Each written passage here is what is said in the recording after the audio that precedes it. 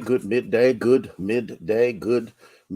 to each and every one of you. Our prayer is that the power and the presence of the Lord is just manifesting Himself in ways as has never been seen before.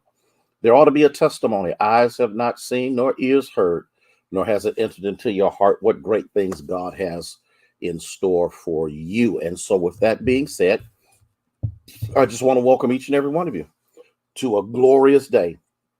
Weather doesn't matter, sun doesn't matter, rain doesn't matter, situations don't matter. No matter what, this is the day that the Lord has made. We shall rejoice and be glad in it. So here's what I need you to do, if you don't mind. Just hit that share button. Hit that share button. Let everybody know that the word of the Lord is going forth and they don't want to miss their blessing. For the Spirit of the Lord is present right now. Listen, you remember the last time we were together on Tuesday, Jesus did something miraculous in Luke chapter 13. An actual move of God of an unbelievable magnitude of a woman for 18 years was bound by Satan, was crippled by demonic presence and forces to the point that she was bent over and she could not even raise herself up erect, and she had been living like this and struggling with this and going through this for 18 years. And as Jesus was teaching in the synagogue, he noticed her. And I think that's a powerful point. And I know I'm being redundant, but I need us to understand that no matter how difficult the situation may be, he notices you. He knows where you are. There has never been a moment in your life that has gone unnoticed by him. That's powerful. That didn't change the 18 years. That didn't change the struggle. That didn't change the circumstance until God said, "This is the best time for me to show everybody who I am." And he also did something else that I find overwhelmingly miraculous is have you noticed that some people are just not happy with the blessings that drop into other people's life? Have you ever noticed that there are just some people who are so negative? So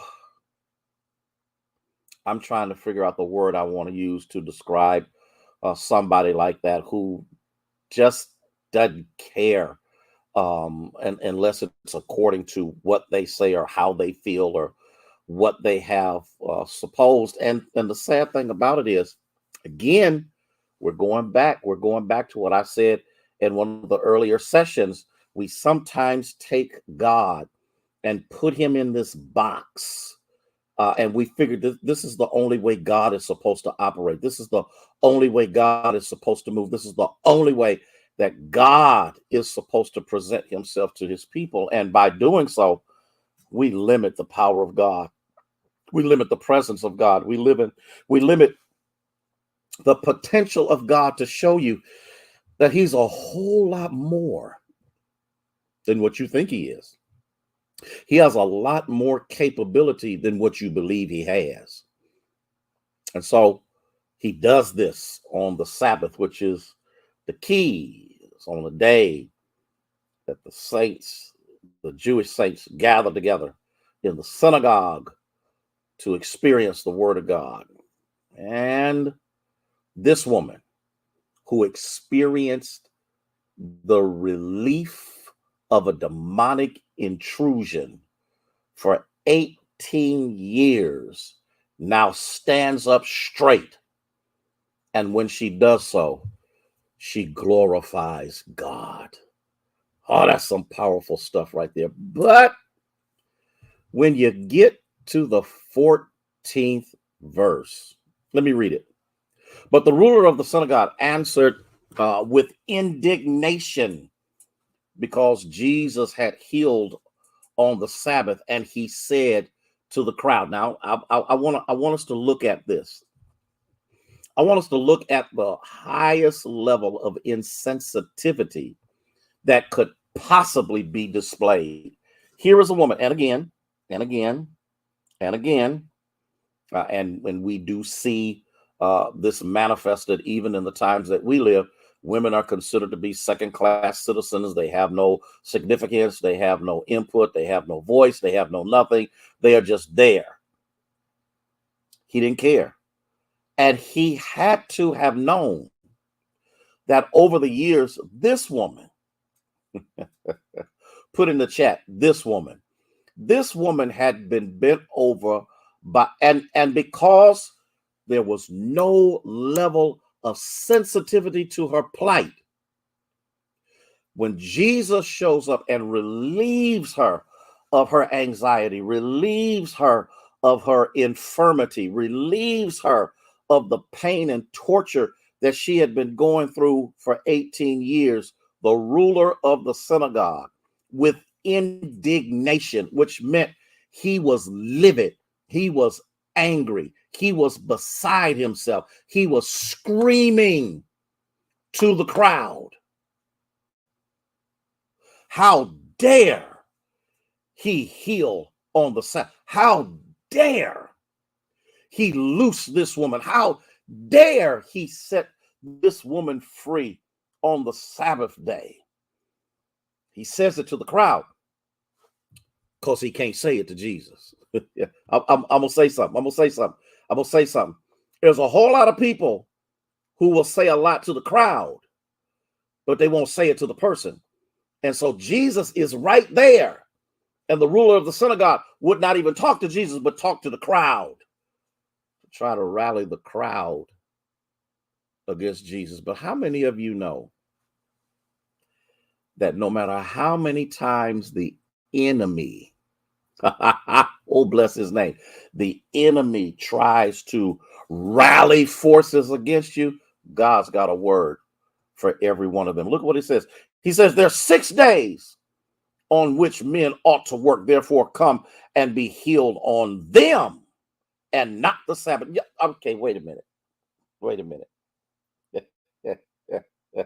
He cannot deny the healing. He cannot say the healing did not take place. He can also not say that the healing came from him. And so what he said was, out of the other 6 days, why you wait till the Sabbath to do this? Why you wait till the day of worship to do this? You could have did this on one of the other days.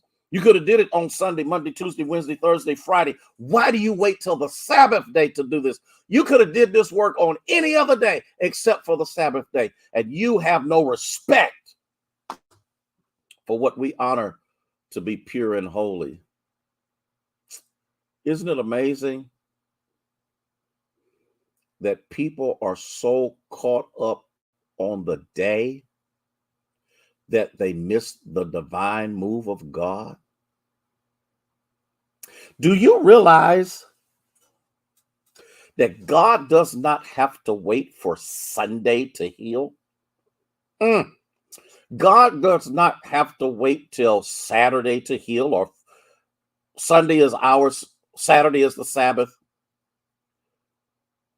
Do you know that God is so much God that he can heal when he wants to, the way he wants to, when he wants to, how he wants to? Because if you've ever looked through the Bible, you will see that Jesus never waits for a particular day to do his work, to show forth the glory of the Father that has sent him.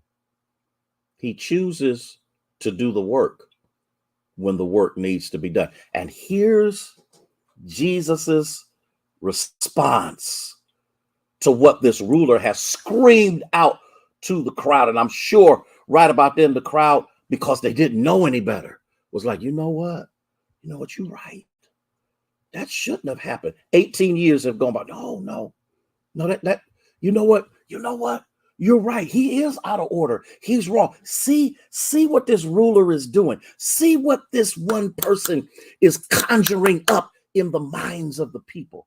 But Jesus says, even though the ruler wasn't talking to Jesus, he was talking about Jesus, and Jesus decides, let me talk to you. The Lord answers him and says, hypocrite. He calls him exactly what he is. He's two-faced. He's a pretender. He's a scoundrel.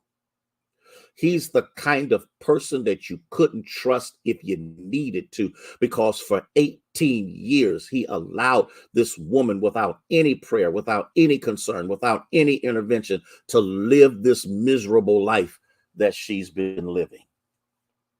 He calls him a hypocrite, false-faced. Does not each one of you on the Sabbath loose your ox or donkey from the stall and lead it away to water it? He says, don't you take your animals and loose them so they might be refreshed? It's the Sabbath day.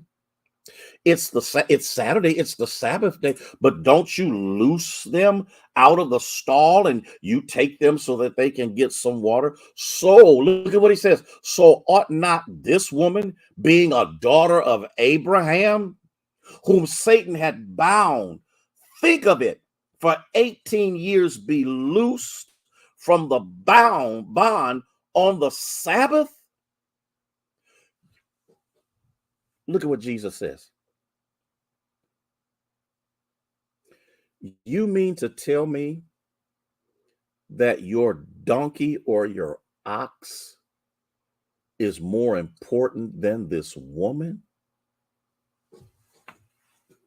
You mean to tell me an animal with no soul, with no heritage, with no promise, is more important than a daughter of Abraham? Oh my God. I can see it now. I can see it now. I can see it. So for 18 years, she's been bound. I show up to have her loosed on the Sabbath, and look what happened. And when he said these things, all of his adversaries were put to shame. See, let me help you. Let me help you. You don't have to argue with a fool, because a fool will make a fool out of themselves sooner or later. Because foolish people, bless his name, cannot handle truth. Think about the political climate that we're in. Think about all of the madness and craziness that's going on. Think about the stupidity that has just unleashed itself in this nation. He says, you mean to tell me that a dog is more important than a daughter of Abraham? That a donkey, a sheep, a goat is more important than a woman of promise? A woman who has been given the promises of Abraham? You mean to tell me you would rather for her not to be set free on the Sabbath because it's the Sabbath? And when Jesus got done with them, all of the haters, all of the enemies, all of those people were put to shame. But guess what happened? And all the multitude rejoice for all the glorious things that were done by him, capital H, Jesus. Y'all got to catch this. See, there are people, and you've got to deal with this, and you've got to grasp this. There are people who will do everything they can to keep God from being glorified through Christ. There are people who are bent on making sure that nothing ever goes well in any way, shape, form, or fashion, because things don't drop like they think it should, or happen like they think it should, or culminate the way they think it should. But when the truth shows up, oh, bless his holy name. Dr. Frank Ray said something that was very powerful. He said, the funny thing about a lie is the lie will run all the way around the world and truth will just be putting its shoes on. But when truth puts its shoes on, it'll run down and tear a lie apart. So here's what happened. They lied on this woman and said she does not deserve to be healed on the Sabbath, though my ox or my donkey deserves the water. to be refreshed, this woman should stay bound until after the Sabbath day. And when Jesus deals with it and Jesus handles it, I want y'all to hear what I'm saying. When Jesus deals with it and Jesus handles it, y'all better hear what I'm saying. When Jesus deals with it, and when y'all not hearing what I'm saying. When Jesus deals with it and Jesus handles it, it don't matter what anybody thinks. Everybody started glorifying God because they saw in Christ what they had not seen in anybody. I got to go. I will see y'all later. I got more to share with you. I will see you soon. You have a blessed day in the Lord. May God love you, love you, love you, love you with the love of Jesus, who is the Christ. May God bless you. May he keep you, is our